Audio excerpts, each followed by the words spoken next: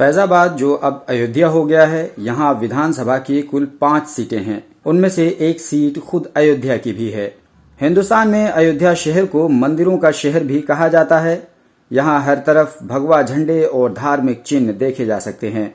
देश भर से हिंदू धर्म के मानने वाले न केवल यहाँ आते हैं, बल्कि अयोध्या में बड़ी आस्था के साथ खुद को समर्पित कर देते हैं। क्योंकि इन दिनों उत्तर प्रदेश में चुनाव का माहौल है, इसलिए हम ये समझने के लिए अयोध्या पहुंच गए ताकि हम समझ सकें कि आखिर अयोध्या के लोग मौजूदा राजनीति में किस तरह हिस्सा ले रहे हैं। तो हम इस वक्त अयोध्या में आए हुए हैं, ये जानने की कोशिश कर रहे हैं कि उत्तर प्रदेश के इस चुनाव में अयोध्या के लोगों का क्या कुछ मुद्दा है, वो किस तरीके से सोचते हैं, किन मुद्दों पर वो वोट देना पसंद करते हैं। ये तमाम बातें हम समझने की कोशिश कर रहे हैं। जब हम अयोध्या की सड़कों पर चल रहे थे तो हमें कांग्रेस, बीजेपी और समाजवादी पार्टी के प्रचार करने वाले और उनके झंडे भी लगे हुए नजर आए। जहां एक तरफ समाजवादी पार्टी और दूसरी पार्टियां जमीनी मुद्दों को लेकर चुनावी मैदान में हैं, तो वहीं दूसरी तरफ बीजेपी हिंदुओं से भावनात्मक अपील कर रही है और उन्हें राम मंदिर के मुद्दे पर वोट देने की बात कह रही है।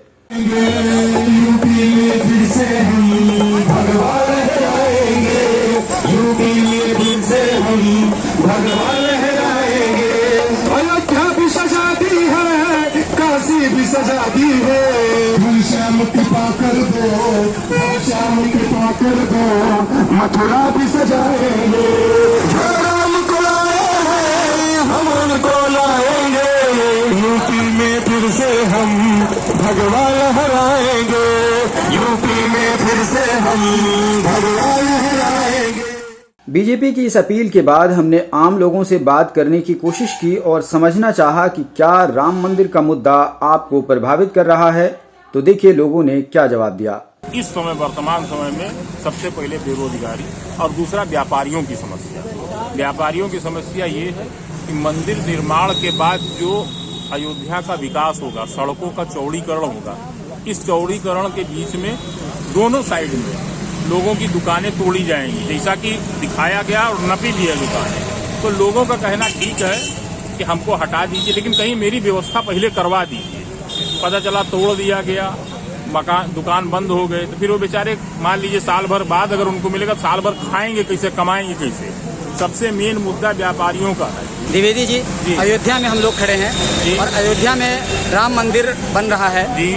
यहाँ के लोग राम मंदिर को लेकर के क्या सोचते हैं? राम मंदिर को लेकर यहाँ के सभी लोग, सभी वर्ग और सभी धर्म के लोग, ये नहीं केवल हिंदू तो चाहेगा ही भाई, हमारे आराध्य हैं, लेकिन ऐसा कोई भी नहीं कि मुस्लिम न चाहता हो। सब चाहते हैं कि बन जाए, सारा झंझट समाप्त हो गया, सुप्रीम कोर्ट ने जजमेंट दे दिया, सभी को मान्य हो गया। तो यहाँ मंदिर मस्जिद का कोई लफड़ा रह ही नहीं गया।